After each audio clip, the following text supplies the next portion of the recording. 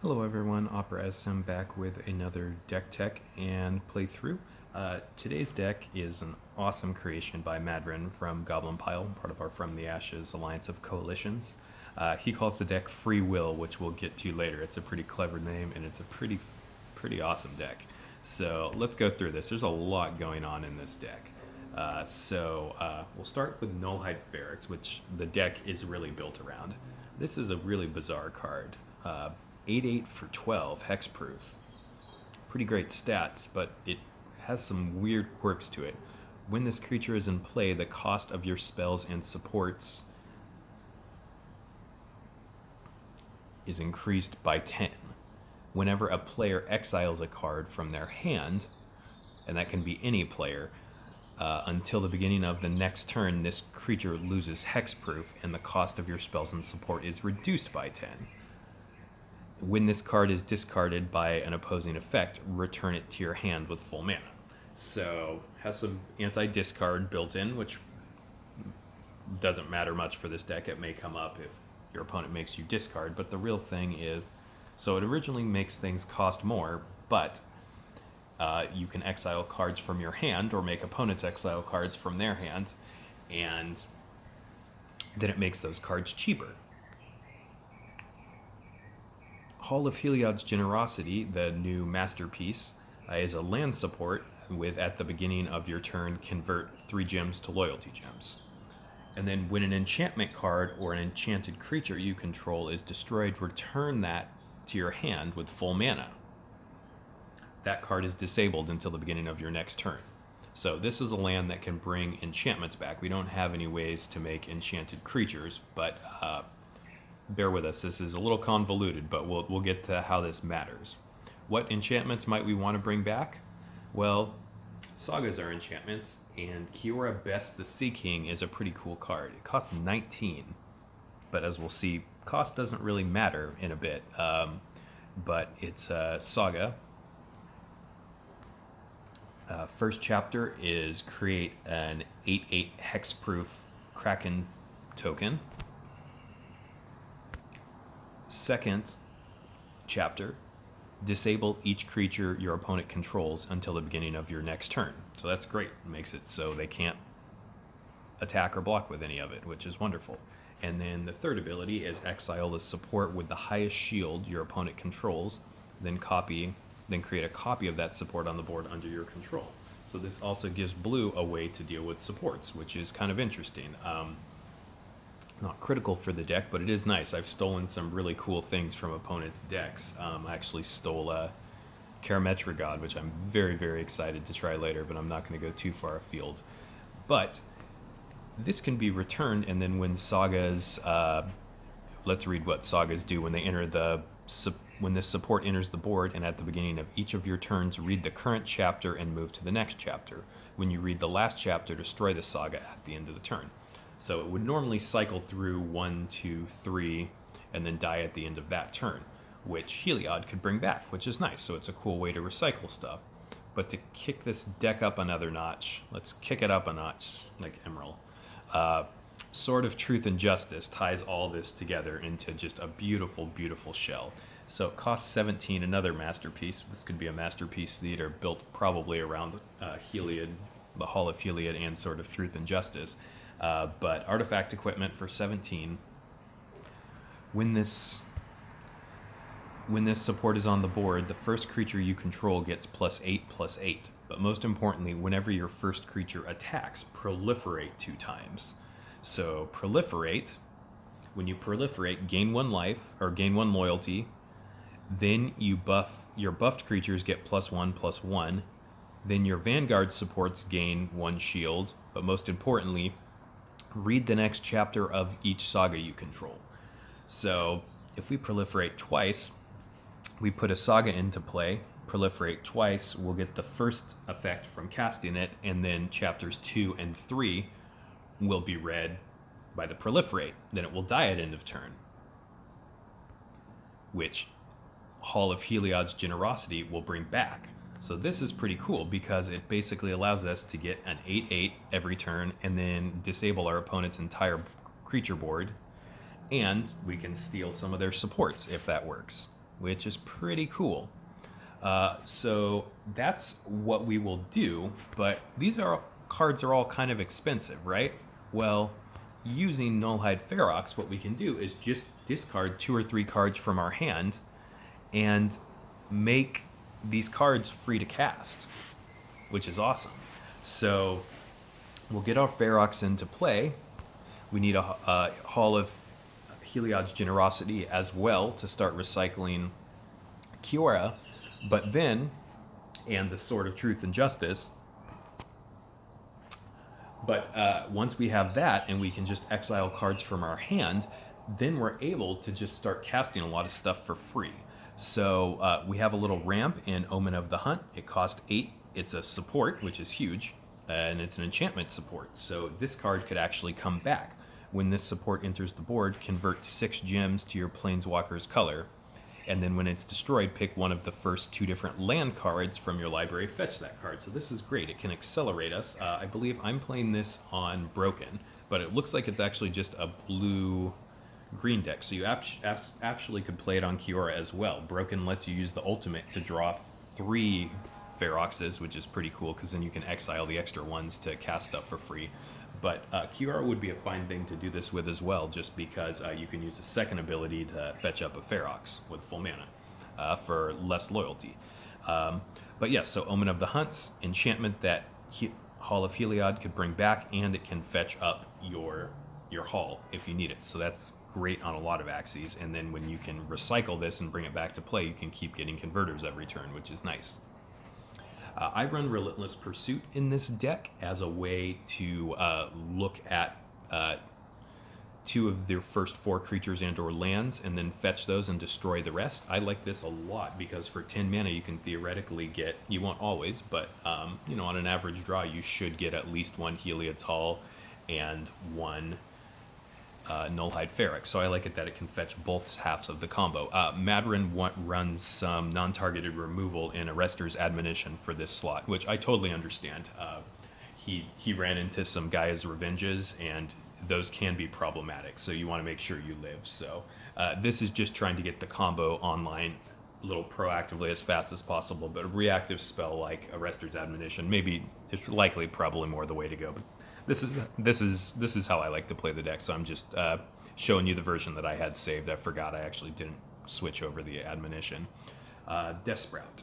Destroy target creature for 10, but then fetch the next land support from your library. It gains full mana. So this is another way that we can try to find a land, which is great. And it acts as some creature removal as well. Gather the Pack, just such an efficient card. This is one of the powerhouse uncommons from Origins, which if you haven't completed your Origins set, do that. It's one of the best values you can get, since that's always going to be, as it's currently is, it's always available in Standard, but it's got a lot of great perennial favorites like this guy. But for 6 mana, you get to move the next creature card from your library to your hand. So this is a way to find Ferox. And then if there are 8 or more gems, you actually get to move a second creature as well. Then you destroy the next 4 creatures. And this is fine in the sense that once you get Ferox, you don't necessarily see more, so it actually kind of thins the ones out from the top of your deck, which is nice. Also, with Relentless Pursuit, just a side thing, so you know about this card, a little trick that Magic Ninja 1 found out. You can pick 2 of, it says pick 2 of the first 4 creatures, you fetch those and destroy the rest. If you want, you can actually choose 1 and destroy the other 3 cards. In this, we're likely going to want to take both cards, since we want to discard cards to exile, but just keep that in mind, especially if you're doing like a Reanimator strategy like I do in Garrick 2, Smash Press Rar Reanimator. Keep that in mind, just a little trick for Relentless Pursuit. And then the last 2 cards in the deck are Planeswalkers. And these Planeswalkers are great in the sense that both of them have a plus ability that can draw us cards, which is huge for this deck, because we want to have a steady source of cards so we can exile 2 or 3 cards a turn to just cast the remainder of our stuff for free. So vBolas is awesome in draw a card and your opponent exiles the last card from their hand. And what's really cool, not only are you getting to draw a card, but your opponent exiles a card from our hand. And if we look at Ferox, remember that its language just says whenever a player exiles a card from their hand. So by using Bolas's, Vanguard Bolas's ability, we actually exile a card from our opponent's hand and reduce the cost of cards in our hand of the spells and supports by 10. So that's a pretty nifty thing. The first ability, when your opponent activates a loyalty ability or gains or Vanguard ability, you gain loyalty, is great just so you can get up to higher levels as well. Kind of an externality that's positive, doesn't matter a bunch. And then this bottom ability doesn't really come into play too much for this deck. And then our last card is Will Kenrith, thus the name of free will for the deck, tying it all together. It was a very clever name in the sense that you get to cast a lot of cards for free, and then Will Kenrith draws you into a bunch of stuff. So bravo on another great name, Madrin. He's the one who thought up the Phrygian Air name, has thought up a lot of really clever names for decks. So he's a smart, fun wordsmith, in addition to being a great Puzzle Quest player. So props Madrin for another fun thing. But Will Kenrith is great just because he draws you 2 cards, and those cards gain 2 mana. I really like it. This is one of my favorite rares, rare Vanguards from this set. Oko is pretty good too, but this guy is pretty nice. His other abilities, it's almost always the +1 ability we're going to be using in these decks, but his -2 target creature's power toughness becomes 0-2 until the beginning of your next turn. That creature loses its evergreens until the beginning of your next turn. I guess theoretically could come into play. And then the bottom ability of copy each non-copy spell in your hand is probably not going to come into play too much in this deck because those are just fetch ones. But yeah, this +1 ability of drawing cards and this +1 ability of drawing cards and exiling a card, which makes your cards cheaper, is just great. So yeah, a very interesting shell with a lot going on. But quick recap, Nullhide Ferox makes things more expensive originally, but then you exile a couple cards from your hand to make stuff cost free. Heliod's Hall of Generosity will return enchantments that are destroyed back to your hand with full mana. Kiora the Sea God gives you an 8/8 hexproof creature, then disables all your opponent's creatures so they can't attack or block, then can steal one of their supports. And Sword of Truth and Justice on the Ferox, or on a Kraken token, I guess, if you get one into play first, will proliferate twice, cycle through all the chapters of the Saga, so it comes back every single turn, disabling all your opponent's creatures, giving you an 8/8, and stealing one of their supports if they have one. And then enablers to make it happen and draw cards. Sorry, that's quite a mouthful, but this deck has a lot going on, but it is a lot of fun to play. So let's go ahead and give it a sample run here in Training Grounds and see how this goes. This stemmed from well, we've all been doing a lot of fun deck building, and if you're interested in just brewing and brainstorming a bit, the From the Ashes Slack has a lot of channels, some for deck building, some for challenges that we'll put up to build it in specific sorts of ways, or people just get, cool ideas about, hey, I got this new card, what do I do with it? Or I'm really struggling with this sort of style of deck, what can we do? We love to help folks build new decks and do different things, so if you're interested in that sort of thing, you can email fromtheashespq@gmail.com or GoblinPile@gmail.com. We can send you an invite to our Slack if you're looking for a coalition to play on. We can plug you into one of our multiple systems, including GoblinPile, Tormented, Denied, and many other teams as well. Or if you just want to, if you're on another team, we have a lot of friendly rivals, which we call them. We like to talk about the game and have fun. So, all right, so let's take a look at this. We have a Heliod's Hall in our hand already, but we need a Ferox. So I think what I'm going to do is get Relentless Pursuit first to fetch up those things that we need. So let's see, we can get a blue into white is probably the best match that we have here. There's a blue on the left. Yeah, let's just take this. I'm not going to take forever to play this, so apologies if I'm making some suboptimal moves, but just trying to get this happening. All right, all the Heliod's Halls. So, all right, we'll get some, let's see, green or red matches that we can do Doesn't make a difference. Our opponent's on the same colors that we are, so I don't think it makes a huge amount of difference here, but we can do blue and then hope to get a green up on top, so we'll just do that for now. Great, we are actually going to take 2 cards. I think I'm going to take 2 Ferox in case something happens to one, since I already have 2 Heliod's Halls in my hand, but that'll bump us up to a lot of cards so we can exile stuff to then start casting stuff for free. So great, we've got a sword, we have Heliod's Hall, so all we really need after this point is to hit a Kiora Best of the Sea Gods, and then we're in good shape. I'm gonna go ahead and exile the Ferox so we can try to draw into the last piece that we're missing.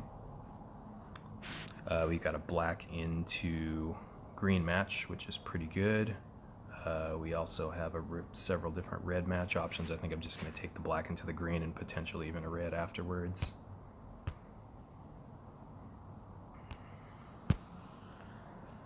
Alright, let's see. Did we get it? Nope, but Omen of the Hunt is pretty good. So what we're going to do is we want our Heliod's Hall in first, so then after we eventually pop our Omen, we can get the Heliod's Hall back. So again, I'm going to discard or exile 1 more card from hand. Let's see, I don't think I have, no I do, I've got a blue here that I can do to get stuff online. I should not have discarded the card from my hand, actually. That was dumb. I wanted 6 cards, but that's okay. We can do it now. So what I'll do is I'm just going to draw a card off of this. Death Sprout would be great, but I think I just want to exile 3 cards to get all these pieces of stuff online right now. I think it's most important to get those. Will Kenrith. Well, is it more important to get... Actually, Omen of the Hunt is less important. I'd rather get Will Kenrith on the board, I think, even over Death Sprout right now. So what I'm going to do, we can see that all my things cost 10 more. But I'm going to go ahead and start exiling cards from my hand and making things cheaper. Exile again.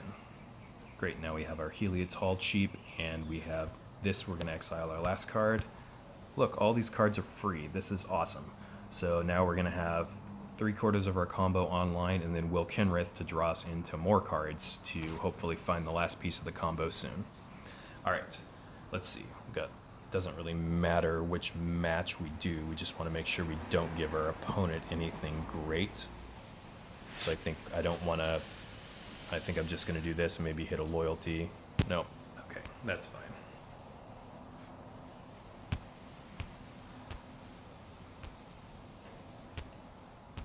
Alright.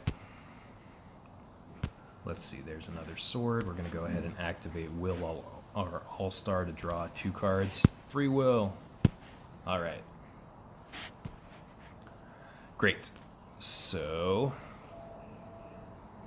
of these cards, trying to think, Death Sprout just to kill our opponent's creature might not be the worst.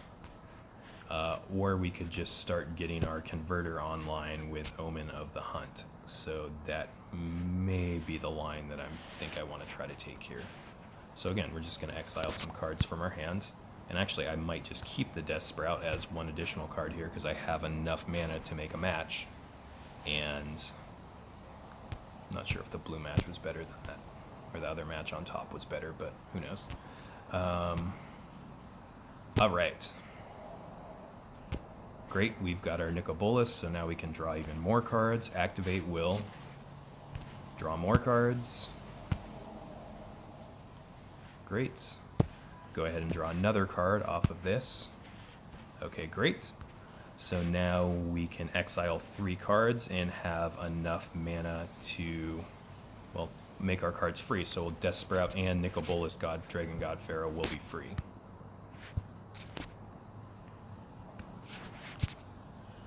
And actually, I think what I can do is, since I have a blue match into a green match, what I'll do is actually just save the other will in my hand. So I have one more card that I can exile next turn if I need to do that. So just kind of a little bit of card management here, seeing if it makes a difference how I make these matches. I don't want to do the blue match on the bottom because that would open up a match 5 for the opponent. So I think what I'm going to do is the blue match on top.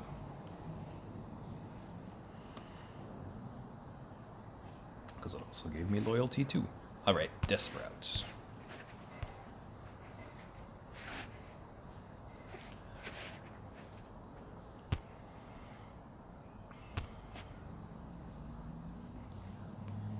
Alright, great. So Omen of the Hunt should come back now, which is great. So we'll get a Heliod's Haul, and then Omen of the Hunt will come to our hand. That's awesome. So, yeah, I really like Omen in this deck. It's pretty cool with what it all does. So, alright, we still need our Kraken Creator.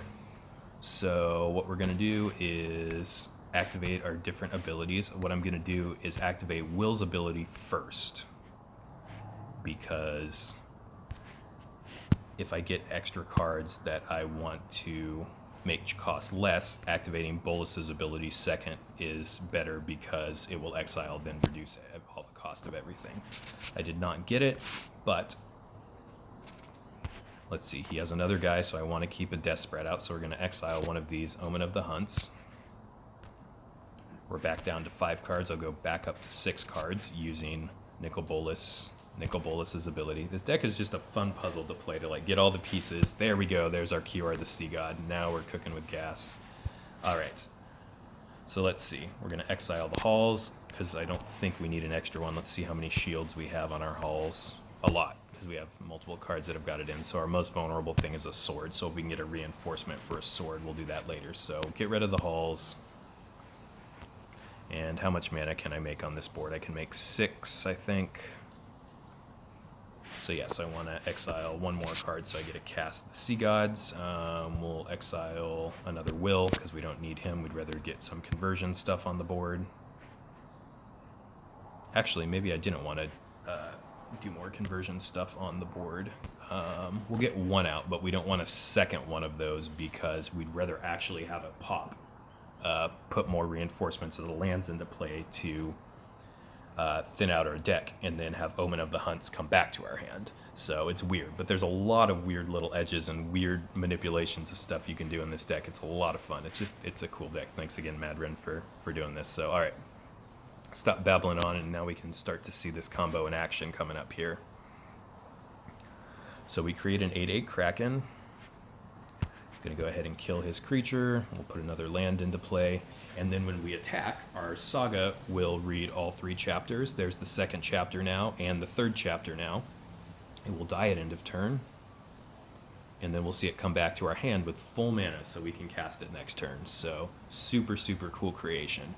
You can do this with other sagas as well if you'd like to. I think some people have done it with, I think it's one of the white sagas. It's one of the white or the black sagas. It's around either Elspeth or Ashiok, I can't remember, but it's one that makes it so your opponent can't cast non-creature spells.